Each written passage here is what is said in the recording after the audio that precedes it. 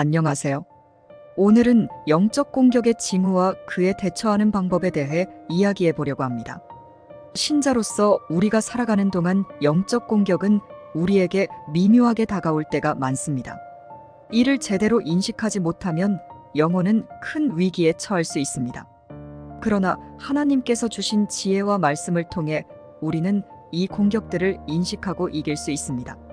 먼저 영적 공격의 징후에 대해 알아보겠습니다. 영적 사물에 대한 무관심. 이 첫 번째 징후는 하나님과의 관계에서 멀어질 때 나타나는 현상입니다.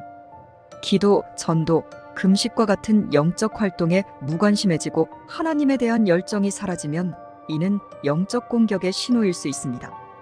요한계시록 2장 4절에서 5절은 이렇게 말씀합니다. 그러나 너를 책망할 것이 있나니 너의 처음 사랑을 버렸느니라. 그러므로 어디서 떨어졌는지를 생각하고 회개하여 처음 행위를 가지라. 이 말씀은 우리가 처음 가졌던 하나님에 대한 사랑을 잃어버린 상태에서 회개하고 돌이키지 않으면 영적으로 무기력해질 수 있음을 경고합니다. 다음은 자원의 부족입니다. 이는 우리가 물질적인 결핍에 직면할 때 하나님과 재물 중 하나를 선택해야 하는 시험에 처할 수 있음을 말합니다. 이러한 상황에서 우리는 하나님을 의지해야 합니다. 마태복음 6장 24절은 이렇게 말씀합니다. 한 사람이 두 주인을 섬기지 못할 것이니 혹 이를 미워하고 저를 사랑하거나 혹 이를 중히 여기고 저를 경히 여김이라. 너희가 하나님과 재물을 겸하여 섬기지 못하느니라. 이 구절은 자원의 부족이 신자가 하나님을 의지하지 않고 물질에 의존하게 만들 수 있는 시험이 될 수 있음을 보여줍니다. 신체적인 피로. 신체적인 피로는 우리의 영적 활동을 방해하는 또 다른 징후입니다. 육체가 지쳐 있을 때 우리는 영적 훈련을 소홀히 할 수 있습니다. 그러나 이사야 40장 29절에서 31절 말씀은 우리에게 희망을 줍니다. 피곤한 자에게는 능력을 주시며 무능한 자에게는 힘을 더하시나니 오직 여호와를 앙망하는 자는 새 힘을 얻으리니 독수리 날개치며 올라감 같을 것이요. 이 말씀은 하나님께서 피곤한 자에게 새 힘을 주셔서 다시 일어설 수 있게 하심을 강조합니다. 약한 기도 생활. 기도 생활이 약해지는 것은 매우 위험한 신호입니다. 기도는 우리의 영적 생명선입니다.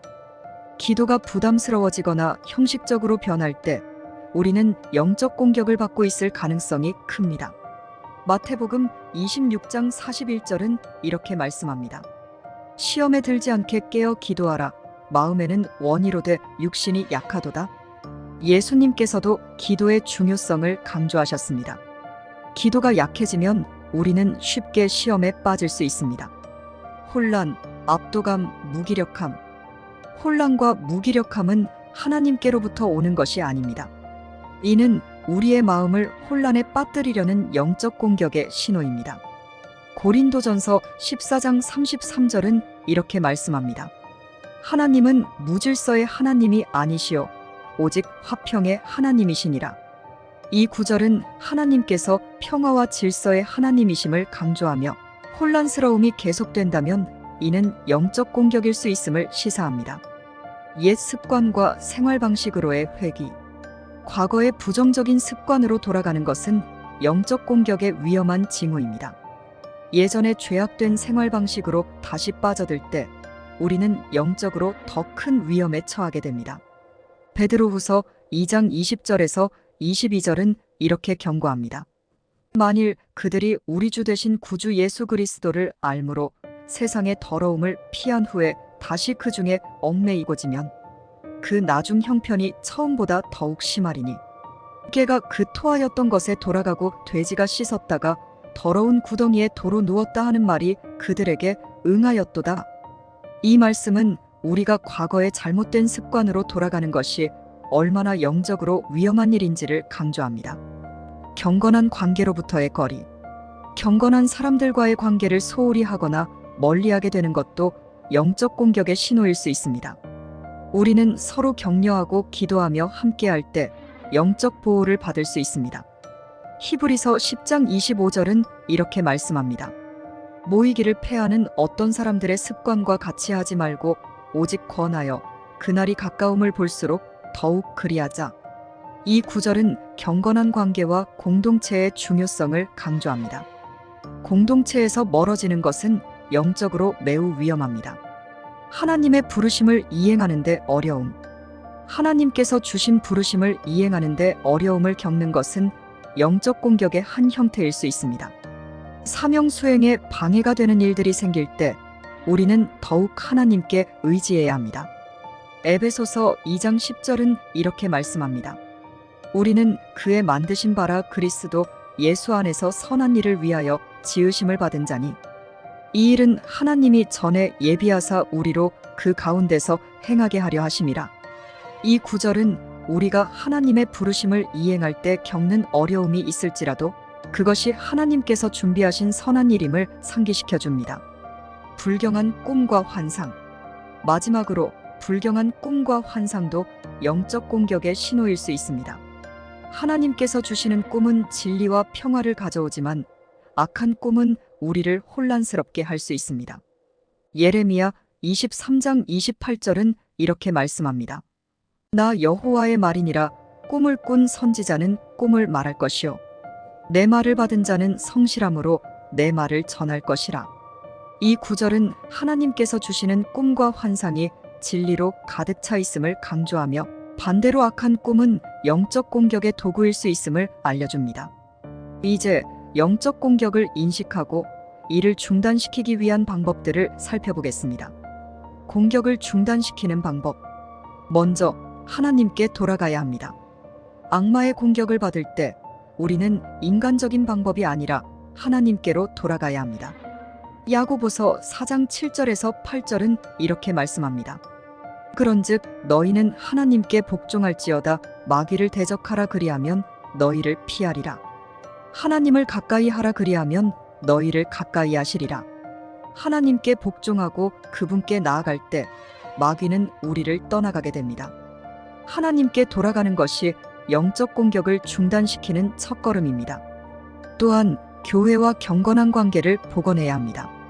경건한 사람들과의 관계를 유지하고 교회 공동체와의 연합을 통해 우리는 영적 보호를 받을 수 있습니다.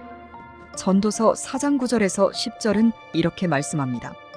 두 사람이 한 사람보다 나음은 그들이 수고함으로 좋은 상을 얻을 것임이라. 혹시 그들이 넘어지면 하나가 그 동물을 붙들어 일으키려니와 홀로 있어 넘어지고 붙들어 일으킬 자가 없는 자에게는 화가 있으리라. 경건한 공동체와의 관계를 통해 우리는 서로를 붙들어 줄 수 있으며 이는 영적 전쟁에서 중요한 방어 수단이 됩니다. 영적 권위에 복종하는 것도 중요합니다. 경건한 지도자들에게 복종함으로써 우리는 영적 보호를 받을 수 있습니다. 히브리서 13장 17절은 이렇게 말씀합니다. 너희를 인도하는 자들에게 순종하고 복종하라. 그들은 너희 영혼을 위하여 경성하기를 자기들이 회개할 자인 것 같이 하느니라. 이 구절은 우리에게 영적 지도자들의 권위에 순종할 것을 권면하며 이는 우리의 영적 안전을 위해 매우 중요합니다. 또한 우리는 욕망을 통제해야 합니다. 악마는 우리의 욕망을 이용하여 공격하려고 합니다. 갈라디아서 5장 16절은 이렇게 말씀합니다. 내가 이르노니 너희는 성령을 따라 행하라 그리하면 육체의 욕심을 이루지 아니하리라. 성령을 따라 행하면 우리는 육체의 욕망을 통제할 수 있으며 이는 악마의 공격을 피하는 중요한 방법입니다. 기도 생활을 강화하는 것 역시 필수적입니다. 기도는 영적 전쟁에서 가장 강력한 무기입니다. 데살로니가전서 5장 17절은 이렇게 말씀합니다. 쉬지 말고 기도하라. 꾸준한 기도 생활은 악마의 공격을 막는 강력한 방어 수단입니다. 마지막으로 하나님의 말씀을 공부하는 것도 중요합니다. 하나님의 말씀을 마음에 새기는 것은 영적 전쟁에서 우리가 승리할 수 있는 방법입니다. 시편 119편 11절은 이렇게 말씀합니다. 내가 주께 범죄하지 아니하려 하여 주의 말씀을 내 마음에 두었나이다. 하나님의 말씀을 공부하고 마음에 새기는 것은 우리의 영적 갑주를 강화하는 행위입니다. 하늘에 계신 아버지, 오늘 주신 말씀에 감사드립니다. 당신의 은혜로 영적 공격의 징후를 알아차릴 수 있게 하시고 이를 극복하는 방법을 가르쳐 주셔서 감사합니다. 주님, 이제 더 이상 악마의 계략에 넘어가지 않도록 도와주세요. 예수 그리스도의 이름으로 내 삶에 권세를 주시고 내가 영적 싸움에서 승리할 수 있도록 인도해 주세요. 주님, 내가 당신의 계명에서 멀어졌을 때 용서해 주시고 다시 당신의 임재 안에 거할 수 있게 하소서. 내 욕망을 통제하는 법을 가르쳐 주시고 당신의 뜻에 내 마음을 복종시킬 수 있도록 도와주세요. 주님, 내가 하나님의 말씀을 더욱 깊이 연구하고 그 말씀으로 내 영혼을 무장하게 하소서. 내 기도 생활이 더욱 강해지도록 도와주시고 성령의 불이 내 영혼에서 사라지지 않도록 지켜주소서. 모든 옛 습관과 생활 방식을 버리고 하나님 안에서 새로운 삶을 살 수 있게 인도해 주세요. 주님, 나를 영적으로 보호하시고 항상 당신과 함께하는 자녀로 살아가게 해주세요. 이 모든 것을 예수님의 이름으로 기도드립니다. 아멘.